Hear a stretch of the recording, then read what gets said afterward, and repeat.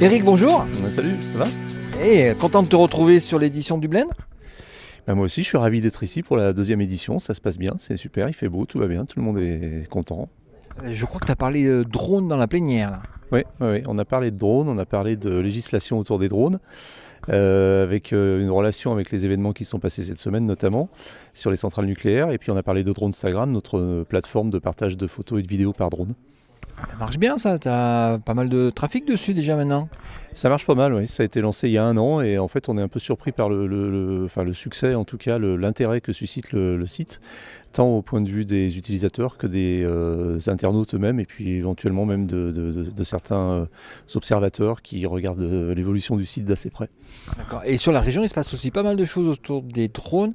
Il y avait les gens qui, je crois, ils sont intervenus aussi ce matin. ExoPlus, c'est des Grenoblois, c'est ça? C'est ça. ExoPlus, c'est une société qui est très innovante, qui va lancer, qui est en train de développer un drone dans cette nouvelle catégorie de drones qu'on appelle les Follow Me Drones, qui sont des drones qui suivent leurs propriétaires à la trace avec un système de télécommande soit par bracelet, soit par smartphone, et qui sont programmés pour suivre la personne et la filmer en même temps.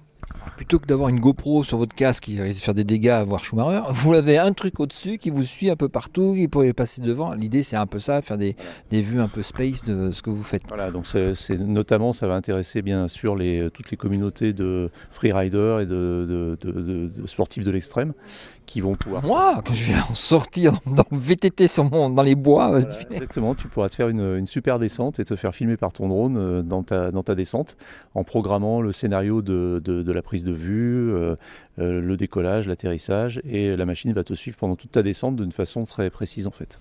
Puisque je t'ai sous la main, puisque tu t'es lancé dans les drones, regarde un peu ce système-là au niveau mondial. Tu as une idée des ventes mondiales, des chiffres d'affaires que ça génère? Oui, alors en fait c'est un marché qui est en forte croissance et même on peut dire en explosion, tant du point de vue du drone civil de loisirs que des drones professionnels, pour les usages professionnels.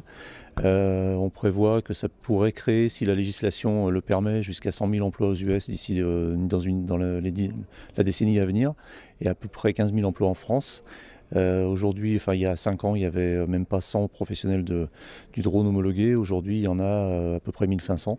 Donc, et à chaque fois, ce sont des structures, des agences, et derrière, il y a des emplois, bien sûr. Parce que là, si on a le cas à l'université, si on veut piloter les drones, il faut avoir un brevet d'aviation, je crois, quelque chose comme ça. En fait, il faut avoir un brevet théorique du LM, plus un agrément de la DGAC, une homologation du drone, et puis différentes autorisations ponctuelles, par exemple si on veut filmer en milieu urbain, et puis après avec un certain nombre de restrictions également. Ouais, donc filmer dans un amphi, ça va être compliqué. C'est très difficile, on m'avait proposé avec pas mal d'insistance de faire une démo ce matin et j'ai refusé parce que c'est un peu risqué. D'une part parce qu'on n'a pas beaucoup de place, d'autre part parce qu'on a du public et que donc il est formellement interdit de faire voler un drone au-dessus du public.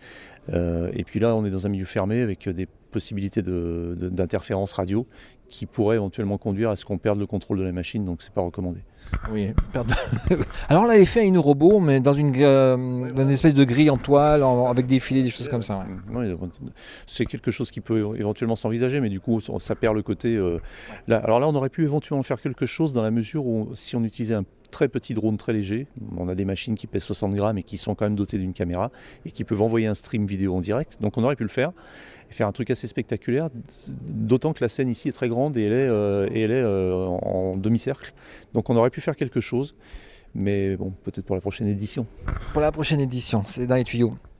Et cette édition, cette deuxième édition, t'en as pensé quoi? Qu'est-ce que tu as vu toi d'intéressant ici? Moi j'ai vu plein de choses intéressantes, j'arrête pas d'écumer les conférences dans la mesure de ce que je peux faire parce que les agendas sont très serrés. Moi c'est intéressant parce que c'est très concret, très opérationnel et puis on a affaire à des intervenants qui sont vraiment, c'est les webmakers, quoi. C'est des gens qui sont dans le web, ils sont pas juste dans le web, ils font le web, quoi. Donc on est vraiment un peu dans les coulisses, on est dans la salle des machines là, c'est-à-dire on a des conférences de designers, de graphistes, de développeurs. Et puis après, on a aussi des experts du e-commerce, on a aussi des investisseurs qui sont venus nous parler un petit peu de leur métier d'investisseur, avec quelques citations vraiment intéressantes, et puis des entrepreneurs. Donc c'est un bon mix de tout ça, avec un état d'esprit assez positif, jeune dans l'ensemble, et c'est intéressant. Tu trouvais plus business que l'année précédente? Peut-être un petit peu plus, parce qu'il y a un peu plus de... On a peut-être qu'il y a une part un peu plus importante qui a été faite aux entrepreneurs et aux investisseurs. Alors, je dis investisseurs c'est au sens large, le terme n'est pas vraiment... Parce qu'il y a dedans, c'est un terme qui regroupe beaucoup de choses, mais alors peut-être, oui, effectivement.